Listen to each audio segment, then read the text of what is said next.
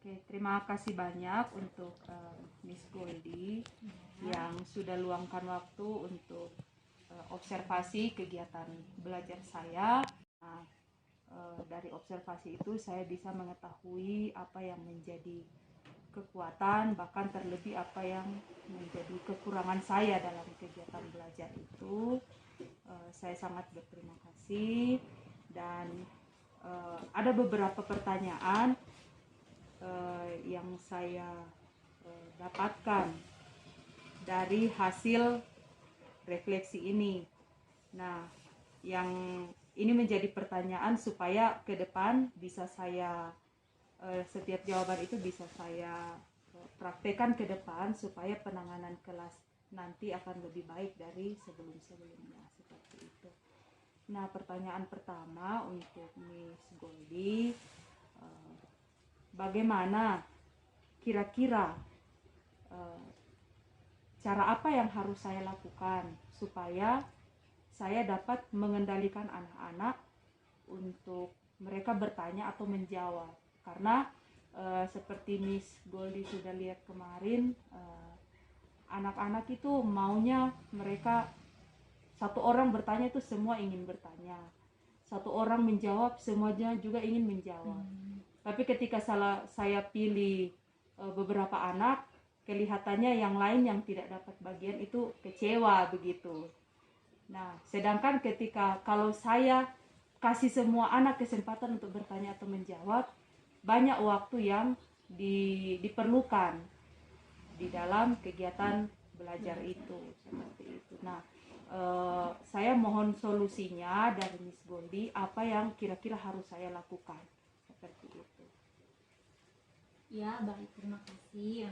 Mungkin dengan cara Miss Angel boleh membatasi jumlah pertanyaan dengan dari anak. Mungkin Miss Angel boleh kasih anak-anak pertanyaan, tapi jangan terlalu banyak. Dengan cara Miss Angel boleh memberi satu aja pertanyaan atau jawaban kepada salah satu anak atau satu anak, agar kegiatan belajar sesuai dengan waktunya, berjalan dengan baik begitu. Jadi contohnya misalnya kalau anak yang punya jawaban lebih dari satu, berarti kita batasi saja ya, Iya, seperti itu.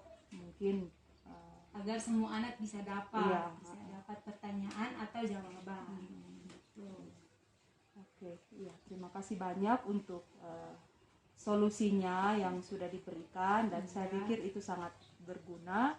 Dan ada lagi pertanyaan, kekurangannya adalah dalam media yang saya pakai untuk mengajar kepada anak-anak. Dan memang benar, lewat refleksi ini saya bisa sadar bahwa hal itu adalah kekurangan saya, di mana media gambar itu sangat kecil, sehingga mungkin cuman saya sendiri saja yang melihat gambar itu dengan jelas, tapi mungkin anak-anak yang lain tidak bisa melihat dengan jelas, seperti itu. Nah, kira-kira apa yang harus saya lakukan begitu? Kalau mungkin di gambar mungkin terlalu kecil, selain gambar, kira-kira hal yang lebih menarik untuk anak-anak itu seperti apa? Untuk membantu sebagai media untuk saya menjelaskan tentang tema atau topik di hari itu. Oh iya, terima kasih. Mungkin memang saya juga melihat Miss Angel punya media gambar itu terlalu kecil dan anak-anak sangat sulit untuk melakukan kegiatannya. Nah, mungkin Miss Angel boleh menunjukkan kepada anak benda yang lebih nyata, yang lebih konkret juga, supaya anak-anak bisa melihat secara langsung contoh apa yang dipelajari pada saat tema tersebut begitu. Ya, jadi memang berarti benda konkret itu lebih kuat, lebih kuat untuk sebagai pendukung untuk penjelasannya. Ya. Oke, nanti mungkin ke depan saya akan coba di tema-tema tertentu tapi tidak apa ya, mungkin kalau benda-benda yang agak sulit didapat, Iya, itu betul. bagaimana, Miss? Apakah haruskah seperti itu atau? Ya, kalau yang sulit mungkin Miss Angel boleh kasih lembar kerja tapi agak diperbesarkan saja, jangan terlalu kecil seperti yang kemarin. Nah, mungkin kalau yang untuk sulit yang untuk mudah didapat, mungkin Miss Angel boleh kasih tunjuk kepada anak lebih nyata gitu. Ya, baik, terima kasih. Satu lagi pertanyaan, Miss, supaya saya juga bisa memperbaiki kegiatan belajar saya. Bagaimana caranya? Karena saya lihat memang sudah ada sebagian besar anak yang semangat untuk belajar. Cuman kan kita tidak tidak bisa fokus kepada anak yang semangat saja. Masih ada 1-2 orang anak yang belum semangat begitu. Kira-kira adakah tips dari Miss Goldie supaya semua anak itu semuanya merata semangatnya seperti itu? Kalau buat saya mungkin Miss Angel boleh kasih salah satu contoh anak yang semangat.